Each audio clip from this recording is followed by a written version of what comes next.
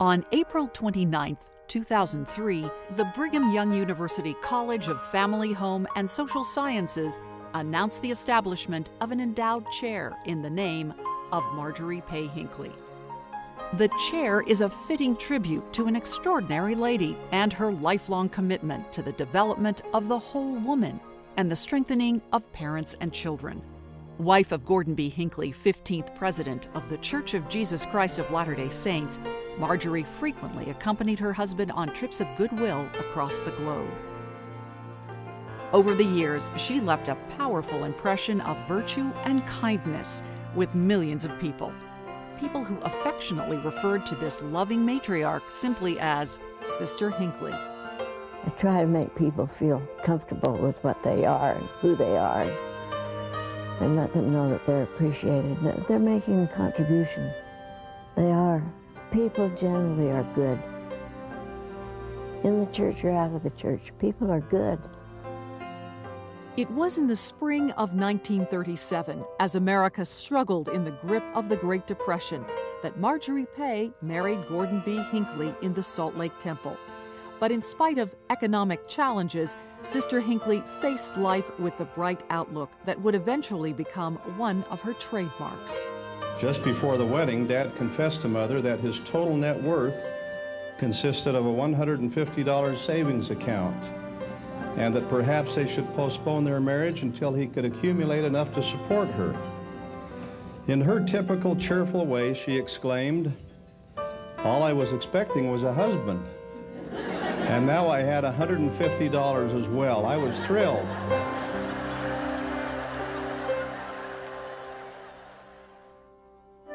When I look back upon our early years, I tremble to think of the little money that we had to live on. I earned a very small salary, but that was the bottom of the Depression. A few dollars bought a substantial supply of groceries, and we made it all right. We built a pleasant home in East Mill Creek and settled down and reared our family there. 3 daughters, 2 sons. It was a very lively household, and the mother of those children was the very center of it. She was a tremendous worker, a hard worker. She was always planting flowers, doing this, doing that, beautifying the home, serving in the church in a variety of capacities, and rearing her children. She's been the lodestar of their lives, and they all look back to her as the source of inspiration and one to have a happy time with. They love her, she loves them.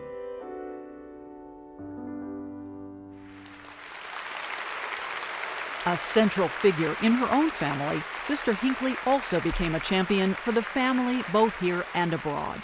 As she traveled the world, the counsel she gave centered on building stronger, happier homes. Mothering really is hard. Even at this age. But it doesn't mean you can't love it. And so I would say to all of you, have joy in your mothering.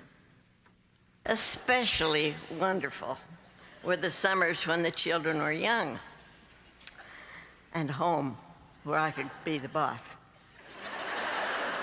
I did my best to keep those summers unstructured so they'd have time to explore and lie on their backs and listen to the birds. Mother, over the years, your advice and influence has shaped my life. What message would you like to share with these women today? I don't know.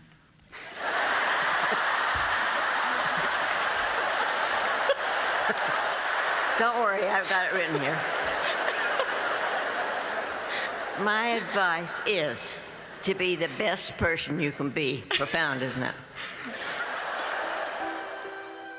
Although her impact on those around her was profound, it was Sister Hinckley's sense of humor that many recognized as her most endearing trait, one that was manifested consistently in her relationship with her husband. We learned long ago that you can't take life too seriously. You just have to laugh your way through. I love this dear companion of mine. We've been at it a long time, and to her I give all the credit for the virtues of our family, including our children and our grandchildren and our great-grandchildren. She holds a very bright spot in their hearts, as do I, and my love for her extends over a very long period of time, and I expect it will go on forever. The quiet conviction shared by President and Sister Hinckley held throughout the church that a loving bond uniting husband, wife, and children is one of the cornerstones of a strong society and a stable world. Yet statistics showing the disintegration of the family are alarmingly common across the globe. Divorce, neglect, abuse, abortion, addiction, sorrow, and despair, it would seem, are running rampant worldwide. But to the ever-optimistic Marjorie Hinckley, these problems presented opportunities to make a difference.